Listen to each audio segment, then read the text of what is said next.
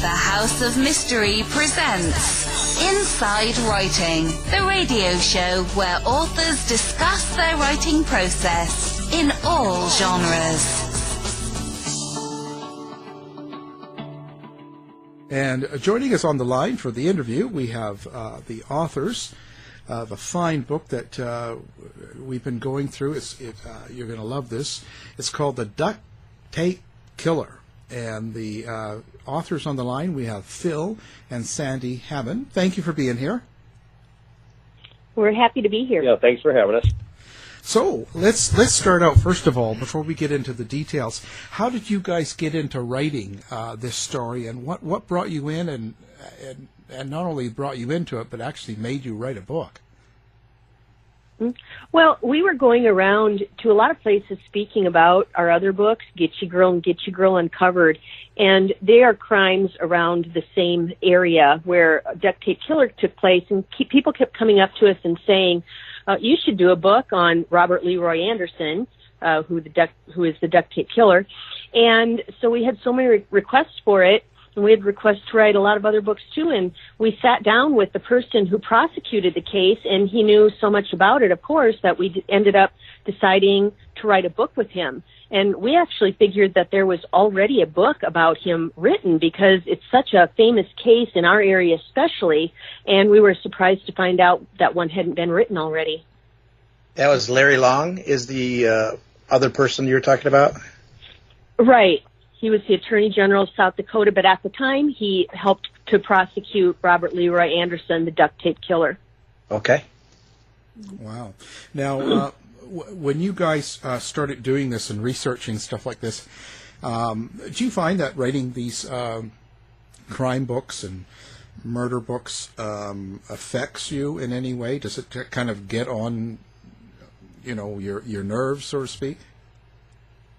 Al, this was a tough one. I lost a little sleep over this one. It was such a harsh case.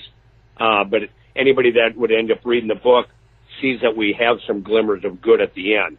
And one of the things that we decided to do right off the bat, we told former Attorney General Larry Long that we all agreed that a certain amount of the proceeds for the book sales would go to the domestic violence and sexual assault organizations.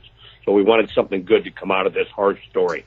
So this was a story that affected the investigators. Investigators always have those one or two cases that just stay with them and never leave them. And most of the investigators said this was the case for them, and we can understand why. You just, the two women who disappeared and were murdered, they're just two of the most wonderful women you could meet. So that made it very difficult. And the one victim, they never did find her body. Is that correct? No. Yeah, Piper Stryley's body has never been found, although one of the main investigators has said he will never give up looking for Piper's body until the day he dies. In fact, since the book came out, he has gotten some calls, but nothing that was anything that he could follow up with. So the only thing they have ever found are two hairs from her head that they were able to match and determine that it was her. Gotcha. Wow. So, okay, let's get into the stories. Now, let's set the stage so people kind of get what's the time period and also whereabouts is this happening? Well, Al, these crimes took place in southeastern South Dakota, and they're bordered by Minnesota and Iowa, around the city of Sioux Falls, which is the largest city in South Dakota. But at that time, in the mid-1990s, Sioux Falls, South Dakota boasted a population of about 100,000 people. And this is where these crimes are taking place. And so what happens, we open up the book with the Piper Streyle investigation and disappearance. Something was wrong. On the Monday morning of July 29th, 1996, 27-year-old Piper Streyle did not show up for work. She was dependable, responsible. She was a former high school homecoming queen. And when she didn't show up for work, obviously there was a lot of concern. A coworker called the Streyle home that Piper shared with her husband, Vance, her daughter that was 3.5 years old, and her youngest child that was 2 years old. And the phone rang for a long time. And finally, the phone picked up, and it was little 3.5-year-old Shaina. And the coworker said, "Is your mommy home?" And the little girl said, "No, my mommy's going to die." And then the phone hung up. And because of that disturbing call, McCook County Sheriff Gene Taylor was dispatched to the Streyle residence. Now, he wasn't told of all these circumstances. He was just told to check on the welfare of children. And when he got there, he knocked on the door. Nobody was answering, but he could hear the little kids inside. So he opened the door and went in, and he saw the little 3.5-year-old girl. And he asked her, "Is your mommy or daddy home?" And the little girl started crying, and she said, "No, my mommy's going to die. A mean man in a black car carried mommy away." And so set into motion this investigation to the broad daylight disappearance of this young mother. Wow. Now, so how was this area? Was this kind of a shock to people? Or is it got a bad crime rate? Sioux Falls, that is.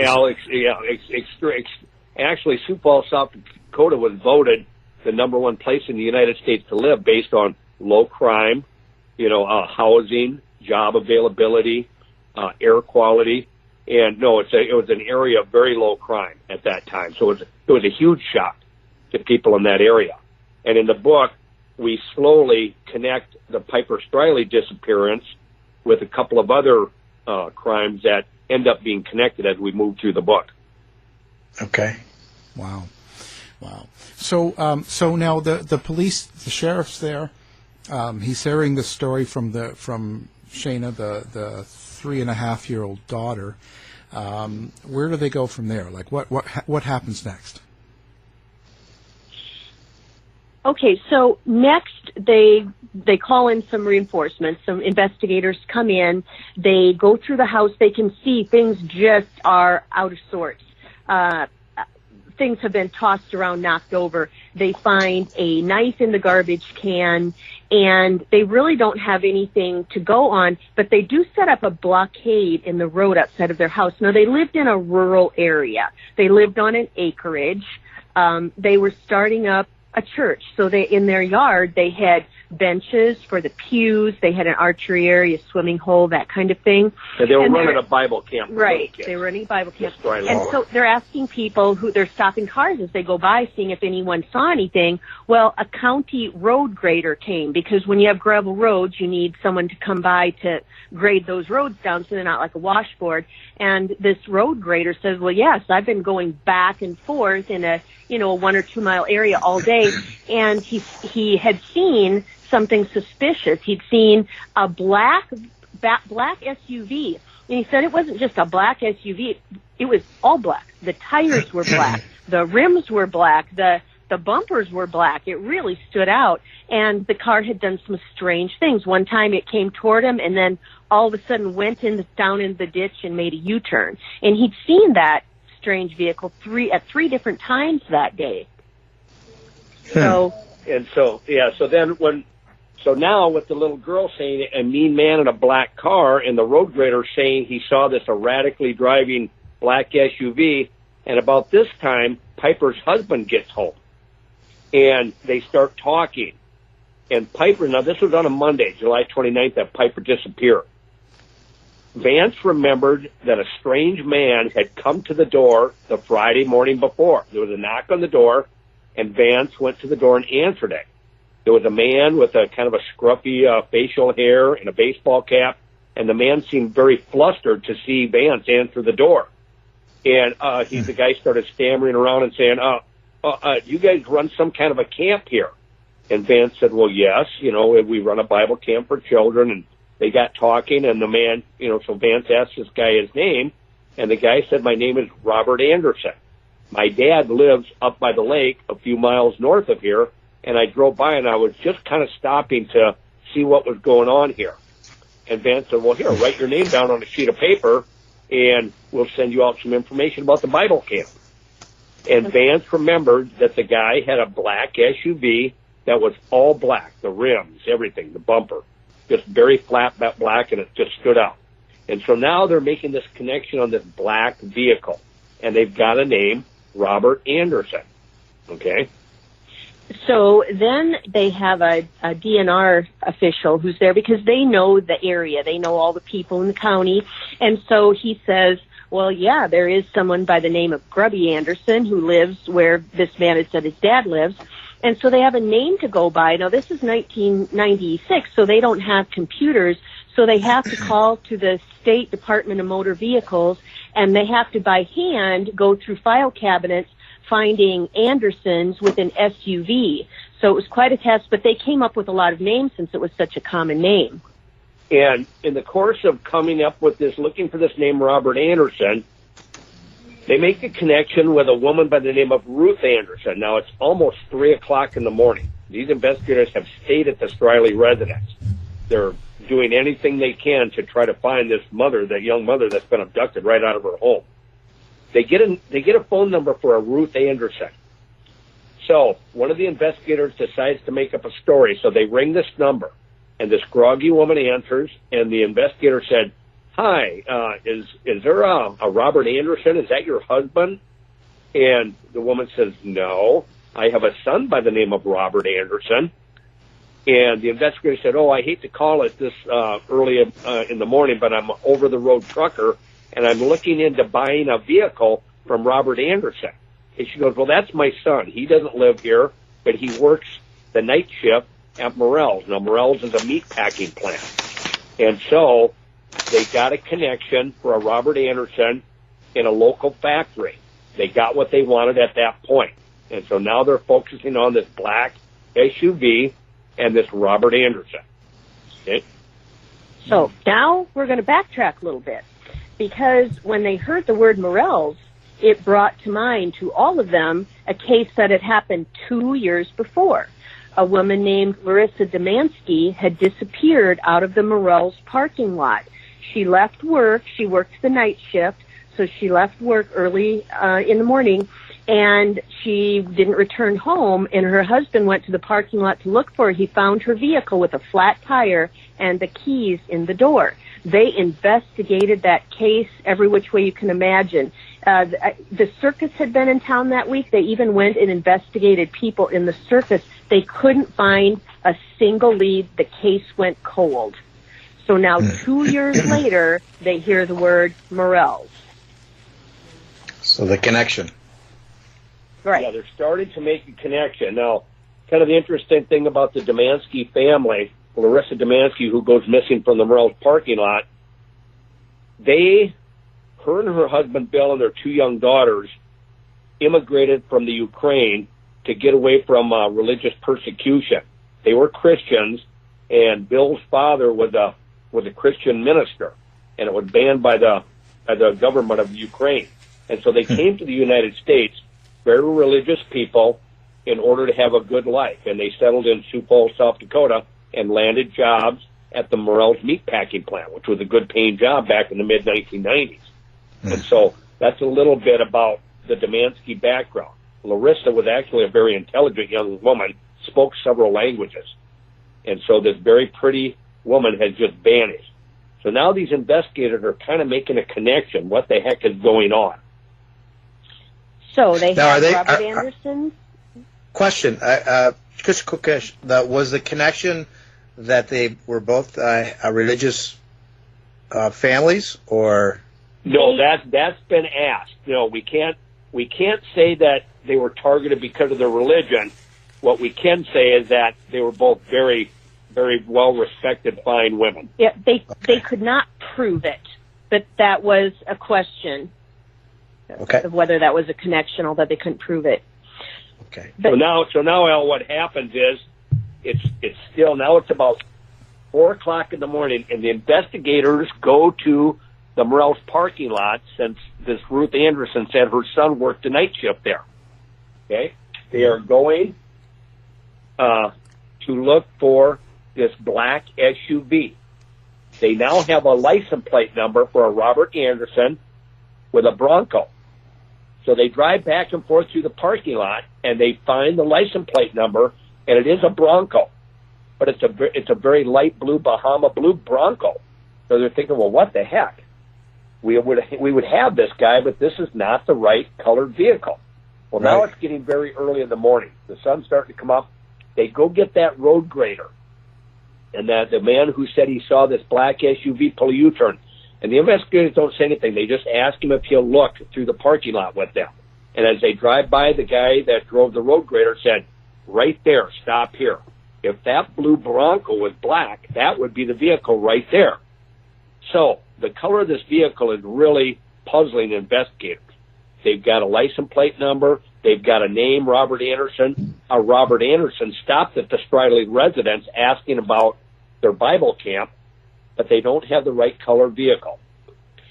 So they end up sending investigator Bob Grand Prix to Leroy Anderson's home to see if he'll come and do an interview because they don't have any reason to arrest him. Things haven't matched up. And that was a little later in the day. They staked out that Bronco. Mm-hmm. And they saw this Robert Anderson come out of work, get in his Bronco, and go to his residence in this Bronco. Now Bob Grand Prix, as Sandy's saying here, goes to his house. Right, and Bob Grand Prix specialized in interviewing sexual offenders. And he said as soon as Robert Anderson opened up the door, his antenna went up. He said he got a creepy feeling, and he said he introduced himself and said, I'd like you to come down to the station for some questioning. And Robert Leroy Anderson said, okay, and got dressed and went down there. And so Grand Prix knew that wasn't right. If somebody comes to your house and says, I want to question you, you say, wait, what's going on? Am I being charged with something? So they let him drive down there, and they interviewed him. So Robert Anderson voluntarily comes down and decides he will be interviewed. Okay, and so this is very unusual to the investigator. Why isn't this guy saying, what the heck is this all about? Am I being charged with something? Very calm, very calculating. Okay? And he's enjoying being interviewed. And when they're asking him questions, he's acting like he's going to give them the answer they want, like he's almost ready to admit, and then he pulls away and starts going down another road. And here and there, he starts going off on tangents, like talking about black holes and how he's developed his own theory of relativity and how he's smarter than everybody. And they get the feeling that he's studied up on investigative techniques. And what I'm going to tell you, Alan, Michael, is when Sandy and I first got investigating this thing, we thought maybe this Robert Anderson was kind of operating on a lower intellectual level, but he wasn't. He was very intelligent. He'd been an engineering major, a very intelligent guy. So and narcissistic personality disorder? Would you think? I mean, probably. They didn't test him for that, but he certainly fits that profile. He would fit that profile. Okay. So Bob Grand Prix, the investigator that had a lot of knowledge, he's keeping this guy talking. When the investigators take a break now, they haven't given him his Miranda rights. They just want to keep this guy talking. They're thinking he may have Piper kept somewhere. And if they spook him off, he's going to go and kill this gal. Their main thought was to keep this guy talking. And if they could get enough, they could get search warrants. So Grand Prix said he got this Robert Anderson talking in third person. Well, Robert, what would somebody do if they had abducted Piper Streyle? What would they do with her? And he said, you could tell he liked that. He perked up and he started saying things like, well, I've heard when a woman's abducted, she's kept as a sex slave. And he started talking about all this kinky stuff that would be done to this woman, shackled up and this kind of stuff. And Grand Prix said you could tell he was getting off on saying what somebody else might do to Piper. But they kept him talking. Long enough, for several hours, they kept him talking, Alan, Michael, and enough to get some search warrants. Search warrants for his vehicle, the Bronco, the blue Bronco that was sitting right out in the police parking lot, a search of his body, and a search of his home. They didn't have enough to charge him with anything, but they had enough to get us some search warrants to check him out. But here's the rub. They knew that at some point a judge was not going to allow the videotape that they had going. And that was because there was a point where Robert Anderson said, well, maybe I should have a lawyer, or I'm getting tired, I want to go home. And so they knew that they reached this point where anything he said would not be admissible, but they had to keep going and asking him, because if he was holding Piper somewhere, they needed to find out, and they didn't want to spook him off, or he might be afraid to go back to where she is.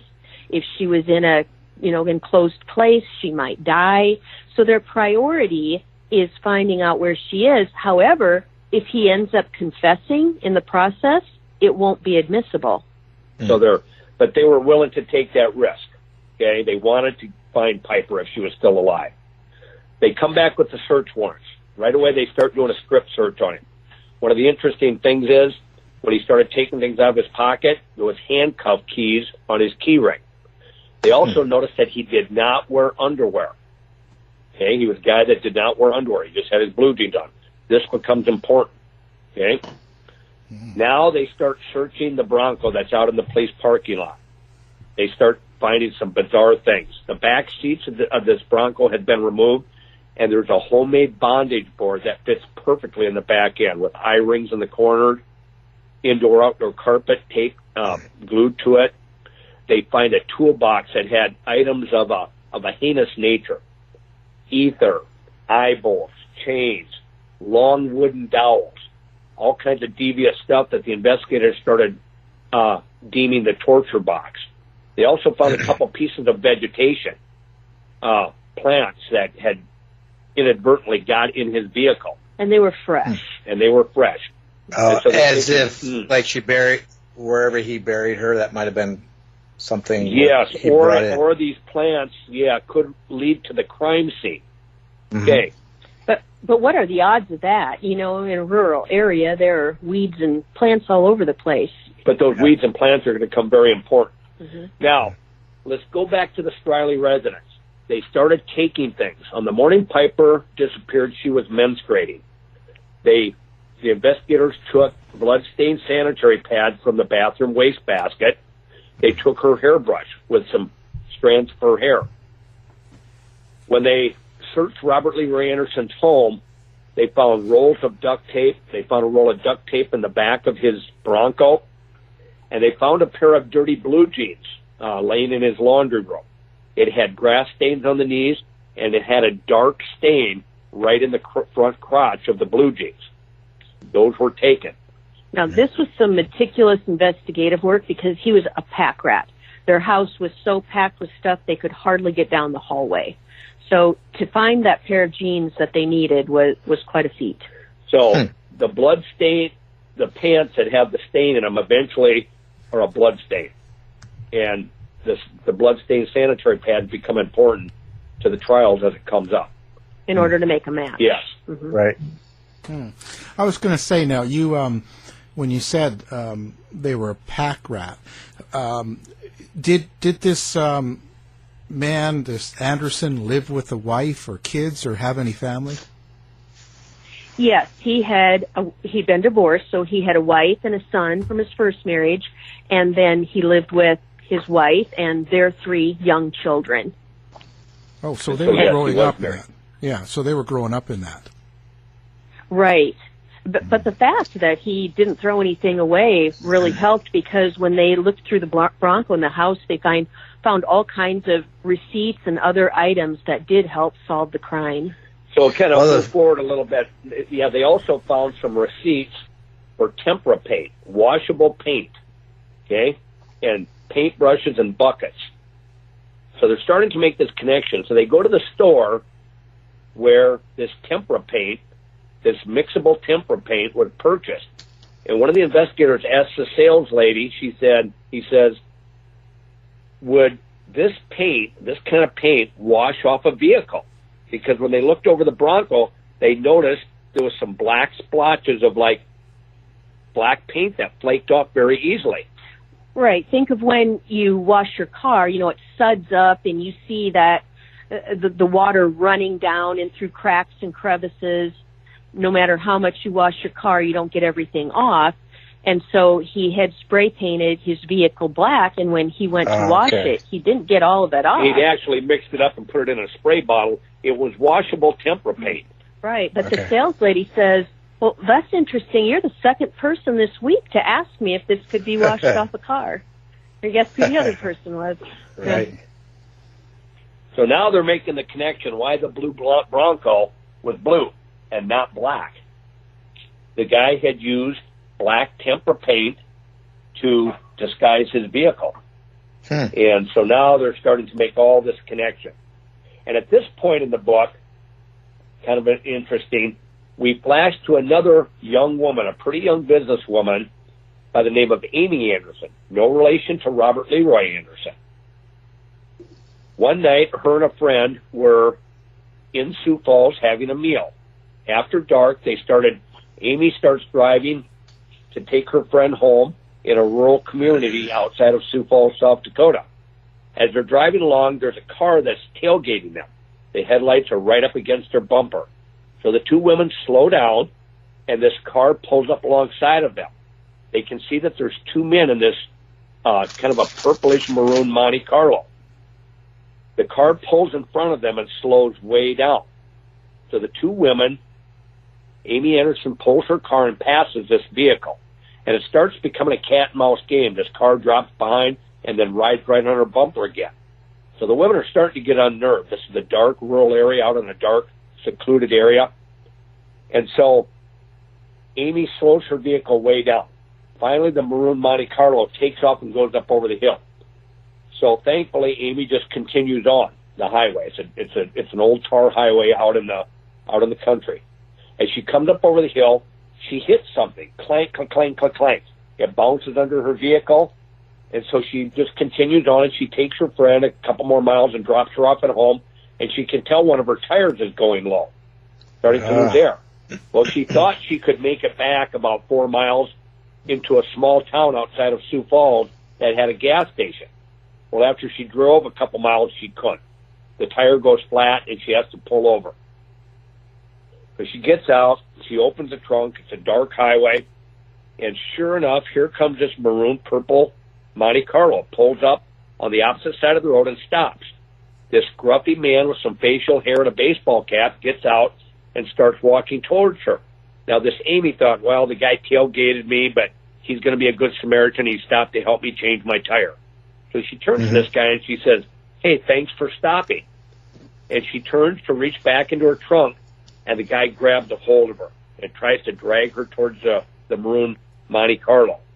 Well, this Amy twists and pulls and fights and struggles, and finally she breaks free, and she takes off sprinting down this dark highway, hoping that she doesn't run off the road into the ditch, and she's just in a panic. And all of a sudden, headlights come up over the hill, and it's two young teenage girls that happen to be out on this rural dark road. They pull over, and this Amy jumps in, and just before she jumps in, she can hear those two men back at the Monte Carlo say, let's get out of here, and they pull a U-turn, and they take off in the opposite direction. And so, of course, these two teenage girls take Amy Anderson into town. The authorities are called, but they don't have much to go on. But that woman was an extremely lucky young woman that night on that dark highway. Right. She was just able to tell them it was two men in a dark-colored vehicle. So, again, they had no leads to go by, and that got shelved. Okay. Now, was this when they were teenagers? The Robert Anderson when he was younger? Now, this happened after Larissa disappeared, but before Piper Streyle disappeared. Yeah, that was right the gal that escaped on that dark, lonely highway was right in between those other two women. Oh, okay. But let me add one more thing. Some of the things that they found in Robert Leroy Anderson's possession when they had those search warrants, they found these sharp, homemade, welded objects. A vertical plate with a piece of sharp triangular in the vertical position welded to it. Sharp little objects, crisscross sharp objects. They're wondering, what the heck is this? We've got a bondage board. We've got duct tape. Are these homemade weapons to inflict pain on people? They didn't know what they were. Well, they end up turning out to be homemade tire poppers. That was one of his plans, was to disable a female's vehicle with these homemade tire poppers. But at the time, the investigators were really baffled by what all these different sharp invented objects were. They thought they were some kind of a torture item at first. Yeah. And let's go back to that vegetation that was found in the back of the Bronco. the investigators thought if those plants could be identified as kind of not very common plants, maybe it would give insight to the crime scene. So they sent the 2 plants to South Dakota State University to the botany department, and they had an expert analyze them. Well, the 2 plants turned out to be black snakewood root and honewort. And so they talked to the botanist, and they said, could you show us where these plants might grow? They weren't real common. And he said, yes, it would be in a shady area where there's no grazing. So they got a helicopter, they took him up, and started around Piper Stryley's home. And he said it would not be around here. We need to go over by the river, it's called the Big Sioux River, where there wouldn't be grazing, it would be very shady. So they go about 30 miles east of where they'd been along the Big Sioux River until they finally found an area where he said, right down there, that's where you find this plant. It was near a little town called Baltic. So they landed the helicopter, they searched around, they found the plants, and in the process, they found some other items. Yeah, they found some other items. So they got a search team of investigators out there. They found a wadded up piece of duct tape. That made the hair on the back of their necks. There shouldn't have been duct tape in this dark, gloomy area underneath the trees along the river. Mm-hmm. They also found a nightshirt, and it turned out to be Piper's nightshirt she was wearing. She was carried out of the house that morning in just her panties and her nightshirt that she wore. This nightshirt had been cut in half, split down the middle. They also found a burnt candle and a battery-operated vibrator out in that area. Although her body's never been recovered, right? Right. No, Piper's body was never recovered. Okay. But also on that homemade bondage board in the back of Robert Leroy Anderson's vehicle, they recovered 2 human head hairs. That ended up being head hairs from Piper Streyle. The dark stain in the crotch of the blue jeans, the blood matched Piper Streyle. So they made the connection. She was raped. He didn't wear underwear. She was menstruating that morning, and her blood was in his blue jeans. Mm-hmm. So now they've got this connection. They've got no body, but they've got all this evidence. So they have enough to charge this guy with first-degree kidnap.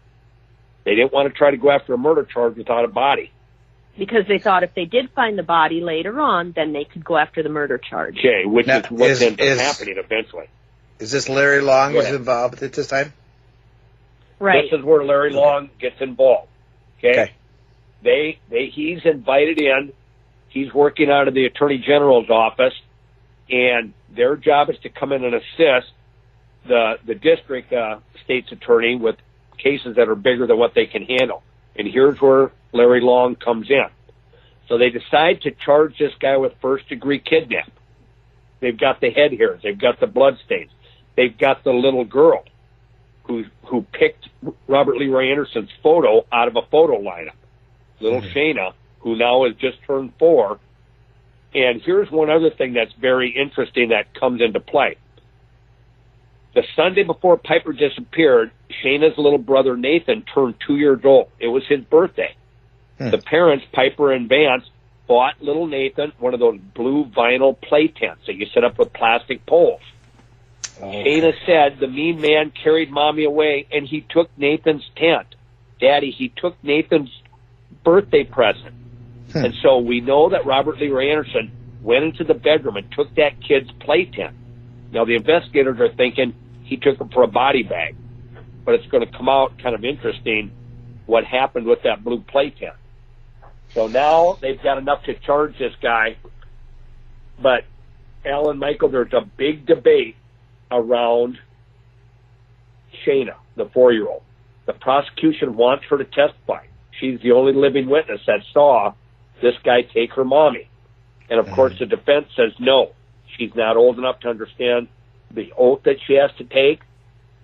The defense attorney said, come on, you guys, no. You know what it's going to be like. We're going to get that little girl up on the stand. We're going to reduce her to tears. You know what our job is. People are going to hate us once we get that little girl and start cross-examining her. Yeah. Well, the judge himself that was sitting on this first-degree kidnap trial, interviewed the little girl, the little 4-year-old himself, and he determined that, yes, she did know right from wrong. She did know the difference between telling the truth, and she could understand the oath that she had to take to tell the truth. She's so a smart the judge one. rules, yes, Yes. we will allow this little girl to testify. But now Larry Long, the prosecution, said, okay, let's let her tell her story, but no cross-examination. We don't want the defense to beat this little girl up on the stands. Right. Well, no, it was the right of the defense to cross-examine. So it was determined that, yes, she will testify and give her story, but the defense will be able to cross-examine her. So there was this huge focus on this little girl. Now, Shaina had been working with a child psychiatrist based on the trauma and the guilt that she felt. She was the one that unlocked the door for Robert Leroy Anderson the morning he came and knocked on the door and took her mommy away. Oh, boy. So she was suffering from guilt. So she was working with a child psychiatrist. They had a female attorney kind of bond with her. So now the first-degree murder trial is taking place for this Robert Leroy Anderson. Huge case in this area. They don't have a body, but they're going after this guy for a life sentence on first-degree murder. They've got the forensic evidence, and now comes the day everybody's on pins and needles for this little girl to testify. They did not have her come in the courtroom. They didn't want her to see Robert Leroy Anderson. So they set up cameras, and they took the little girl to a special room in the library that was in town. And they were going to interview her there, and the defense attorneys would cross-examine her there, and everything would be piped back into the courtroom so that Robert Leroy Anderson and everybody else in the courtroom could see. Well, on the morning, the female attorney sat down on the floor on the carpeted floor with little Shaina, and she laid out the photos. And she said, Shaina, can you show me the mean man that took your mommy away? Can you point him out again for us? It was a photo lineup with Anderson and some men who looked like him. Yes. Okay. Shaina had already picked him out. She'd already picked him out prior to the trial. Well, Shaina had been given a little a fluffy security blanket that she could wrap herself up in and cover herself up if she started getting too upset. Right. And that was her way of letting everybody know that she was too upset. So as the trial's going on and they're in the room of the library, the female attorney is trying to get little Shaina to show the mean man in the photo lineup that took her mommy. Well, Shaina grabs her security blanket and curls up in it, wraps it around her, covers her head up, and lays on the floor and curls up. And at that moment, everybody in the courtroom, a lot of the spectators broke down and cried. And there was no testimony by that little girl that day. Did they eventually get testimony from her, or? Here's what happened. On the morning that Piper went missing, Vance, her husband, called home. Now, Piper had already been taken away. Vance called home and was trying to get a hold of Piper. So he called. They had one of the phone tape recording machine hooked up to their phone as well. And so he rang and rang and rang. Nobody answered, so Vance was leaving a message. Where are you, Piper? Give me a call at work. Well, right when Vance is hanging up, little Shaina picks up, and the tape recording machine keeps recording. And on the tape recording machine is little Shaina going, Papa, Papa, please call back. Papa, Papa. Oh, I hope he calls back. And then she hangs up. So they played that for the jury, and that was really an emotional sway. And then he was convicted. Yeah, the bondage board is what clinched it, and the hairs on the bondage board matching, and the blood stain matching. So he's convicted and sentenced to prison, and then that's when it gets interesting. So Robert Leroy Anderson is now in the ADSEG wing of the maximum security prison, doing a life sentence for the kidnap of Piper Streyle. And ADSEG is administrative segregation, kind of a prison within the prison for people on death row or security risk. Yeah, high security risk. So he's in the supermax of the max security prison, and he gets put in as a cellmate with a man by the name of Jeremy Bruner. Now, Jeremy Bruner was only like 24 years old, but Jeremy Bruner was smart and cunning. Now, Jeremy Bruner had grown up in the penal system. This guy had been locked up most of his teenage years, and all of his adult life. So he really knew the prison system. Robert Leroy Anderson was a sharp dude, but he was no match for Jeremy Bruner. They become cellmates. Jeremy Bruner was basically a drug dealer and a theft. He didn't have much of a reputation as being a hardcore criminal in the maximum security prison. So Jeremy Bruner, being as cunning as he is, he had a friend with some computer skills drum up a fake rap sheet for him. And the fake rap sheet from the Department of Corrections had Jeremy Bruner being a hardcore gang member with drive-by shooting charges, and that Jeremy Bruner had been charged with first-degree murder in Oklahoma, but beat a first-degree murder rap. He never got charged with it. But he was a gang member and completely violent. Now remember, this is just a big lie. But Jeremy Bruner had this reputation in the prison inflated by this fake rap sheet that he had drummed up. And so Robert Leroy Anderson, as his cellmate, is very interested in how Jeremy Bruner beat a first-degree murder charge in Oklahoma. Jeremy Bruner says, Anderson, here's how I did it. We pinned my crime on somebody else. I got some evidence. We planted it on a dude that I knew that didn't have any alibi, and we tipped the authorities off. When they found that physical evidence in this guy's possession, my lawyer was good enough to get me an acquittal on this first-degree murder charge. And right away, Robert Leroy Anderson said, Jeremy Bruner, do you think you could help me do that with this woman's situation that I'm locked up for? And now Jeremy Bruner's got the hook into this guy. Now Jeremy Bruner, the cunning inmate, starts playing Robert Anderson. He said, you know what? I can talk to my people on the outside, Anderson, but it's going to cost you. You're going to have have some money deposited in my brother's account. We can get this thing taken care of, but here's what I need to know. I need to know everything about those crimes. Okay? What you know, what the cops know, and what the cops don't know. Anything else could have this whole thing blow up in our face. So why is Jeremy Bruner doing this? He's shrewd. Once he gets this information, he's going to take it to the warden of the prison and the attorney general of the state, and he's going to get himself a pardon for his crimes. He's going to get out. Gotcha. And he wants to get out. And so he's going to use this information against Robert Leroy Anderson. So he gets Anderson talking about everything. Anderson says how he snatched Larissa Demansky from the parking lot where she worked. He took her out and raped her for 4 straight hours. He wrapped duct tape around her mouth and face and slowly suffocated her to death. And he's told him where he buried her. He talks about abducting Piper Streyle. And so Jeremy Bruner's actually being kind of sickened by the stuff he's hearing. But he's acting hardcore. Right. And he says, well, we're going to need some evidence that we can plant on somebody who doesn't have an alibi. Yeah, so Jeremy Bruner says, look, Anderson, I know a guy that doesn't have an alibi.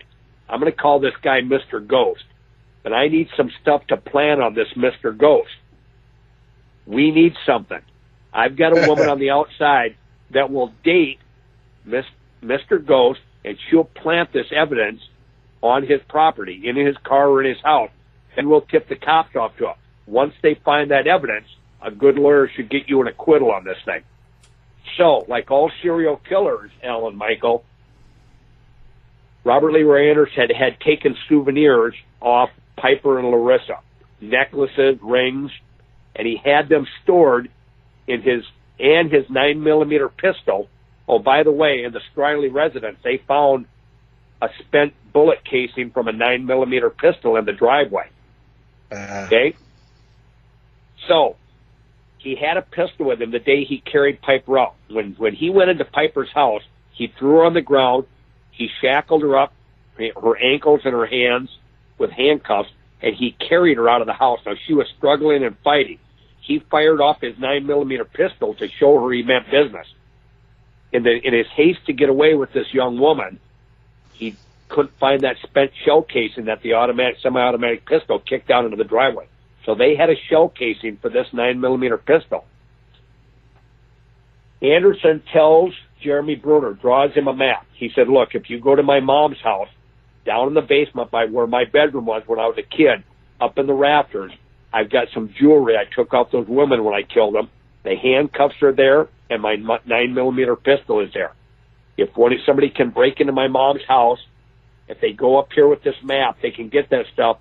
And Jeremy Bruner says, okay, that's the stuff we're going to get to plant on Mr. Ghost, and then we'll tip the cops off of that. Once they find that pistol and that jewelry, they'll think that dude is involved in the murder, and you'll get an acquittal. So Anderson spills everything to Jeremy Bruner. Now Jeremy Bruner, the cunning inmate, talks to the Attorney General of South Dakota. Larry Long? The Attorney General. Actually, Mark Barnett. Mark Barnett was the Attorney General. And they said, you got to give us something more than this, Bruner. And Bruner said, look, you guys think that Robert Leroy Anderson took that little kid's vinyl blue play tent that day to wrap her body in. You've got it wrong.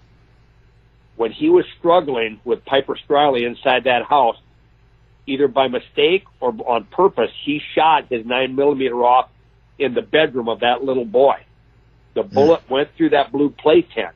There was a powder burn on that tent, and there's a hole in the floorboard of that little kid's bedroom. If you guys go out to that trailer house, pull back the carpet in that little Nathan's bedroom, you're going to find a bullet hole in the floorboard of that kid's bedroom. Robert Leroy Anderson took that blue play tent because it had the bullet hole in it and it had a powder burn on it. The investigators went out there. They found the bullet hole. They went underneath the trailer house with their bare hands. They dug. They found the bullet slug, the 9mm bullet slug that went through that kid's floor and into the dirt. Now they go to Ruth Anderson's house with the map drawn by Robert Leroy Anderson himself. They go up into, it took them only 5 minutes, and they found that souvenir jewelry, his 9mm pistol, the handcuffs, and now they've got first-degree murder with the death sentence charges on this guy, courtesy of the cunning inmate Jeremy Bruner, who, by the way, got his pardon and got released and got turned free on the streets. For a short time. For a short time. So he got himself in trouble again. Bruner could not keep himself out of trouble. He sold some fake LSD to an undercover cop. That could have been overlooked. Larry Long was about ready to pull his hair out. Then Bruner was a very hefty dude, over 400 pounds. While he's being booked into the county jail, he had tucked some real methamphetamines under some fat rolls on his side of his belly. Well, he got caught with that. That was the real deal. So Bruner can't even keep himself. He was on the streets for 9 days, Alan Michael, and Bruner gets himself thrown back in. But to tell you about Jeremy Bruner's character, Jeremy Bruner becomes kind of a likable guy in this book. To show you his character, half of the inmates in the prison were supporting Bruner based off Anderson's heinous crimes. A lot of the inmates felt, Anderson fell in with the pedophiles and people like that. He was not subject to a no-snitch code. But some of them were throwing urine on Jeremy Bruner, threatening his life. They thought he was a snitch. Now, after Jeremy Bruner got his butt back in trouble and got thrown back in prison, he did not have to testify against Anderson. Here's a guy that's going to live the rest of his life in the penal system. He knows that. He's a career criminal. Yeah. He said, I'll testify anyway. He was a stand-up dude. And he comes in to testify against Anderson anyway. Wow. Now, here's the interesting thing. We have to flash back to the kidnap trial for a second here. This is something we forgot to tell you. During the kidnap trial, where they're going after a first-degree kidnap and a life sentence, a young man by the name of Glenn Walker, through an attorney, approaches the state's attorney and says, for immunity, I can show you where Larissa Demansky's body is buried.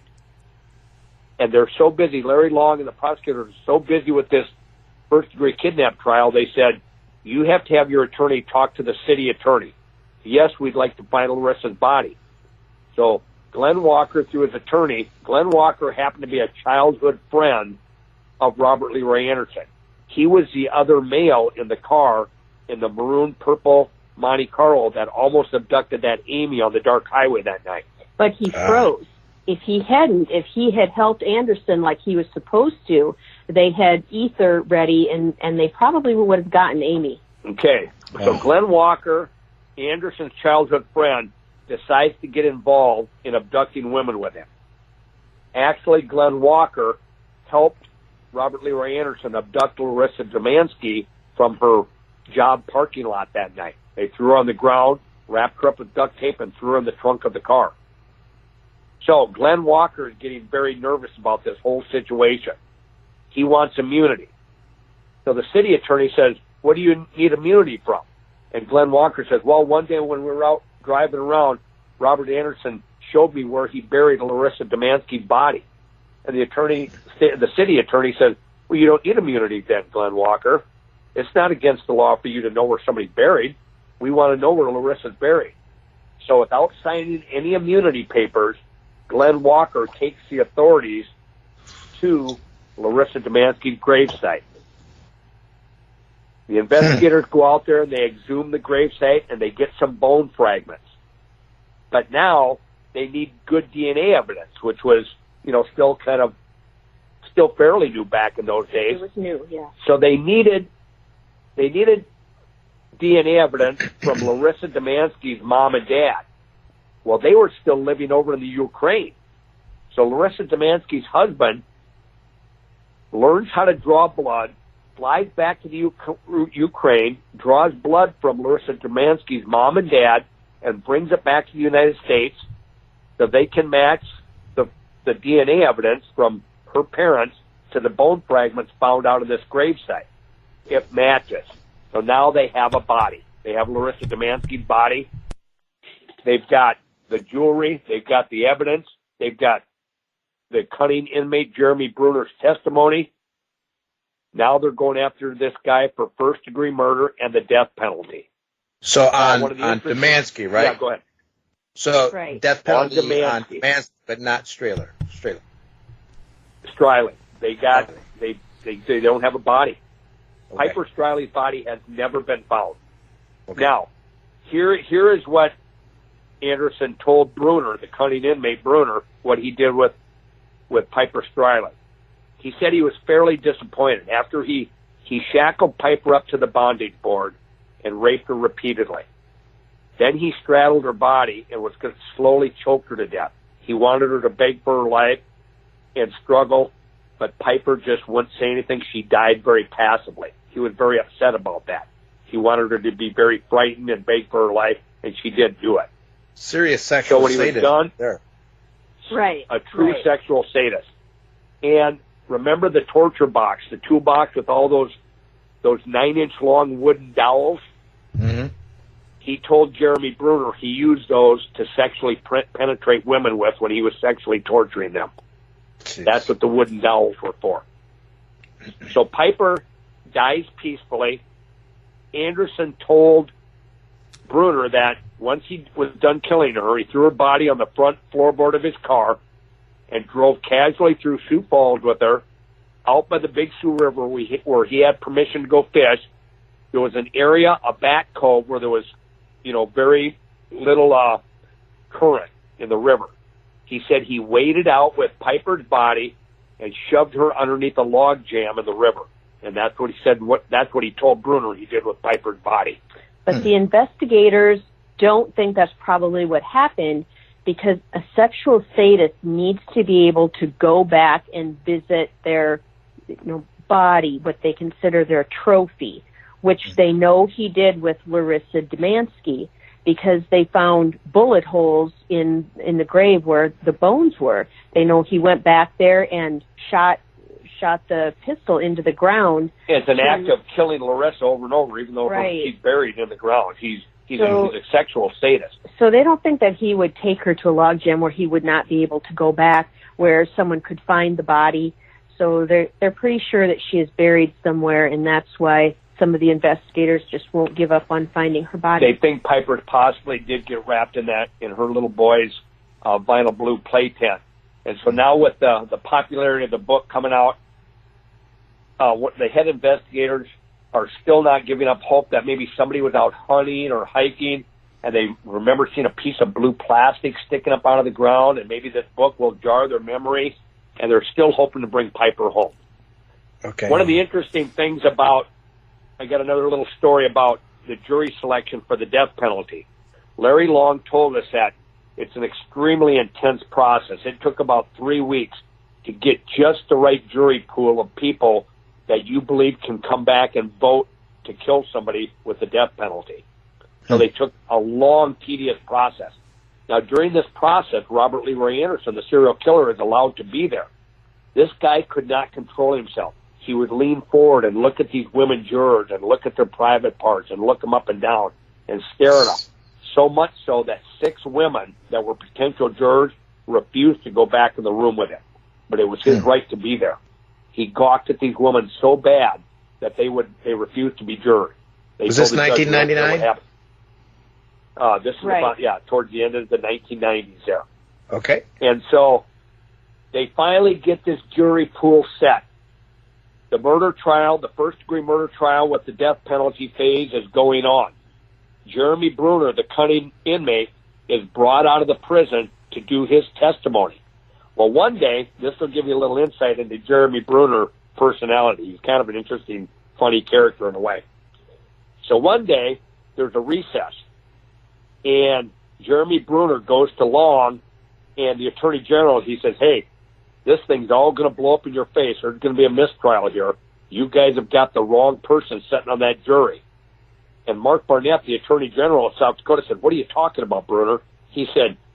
Bruner said, you've got a criminal sitting in your jury. He's one of my clients. I've dealt with this guy for years. He's a big-time criminal.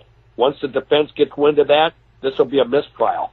Whoa. And so the Attorney General said, no, what are we going to do? And he's paging through how much testimony they might lose if they have to try to get a new jury pool.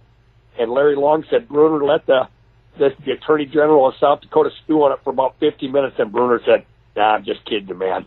He's not one of my criminal clients. So Bruner got the Attorney General.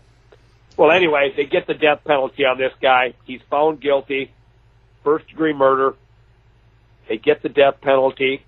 And so now Robert Leroy Anderson is on death row, waiting for the executioner's needle, filing appeals, and he's up there for a couple years.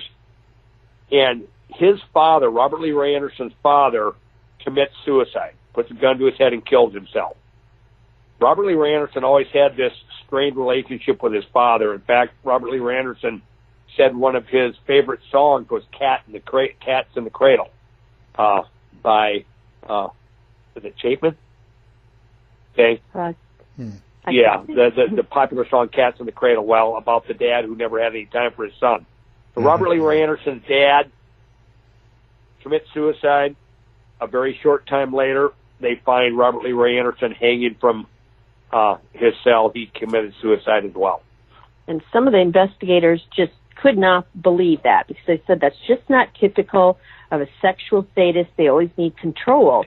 But that it had been a while. His name wasn't in the paper anymore. They think he might have been doing it for attention and then actually got the job done accidentally. And again, that's just a theory. Maybe he did kill himself.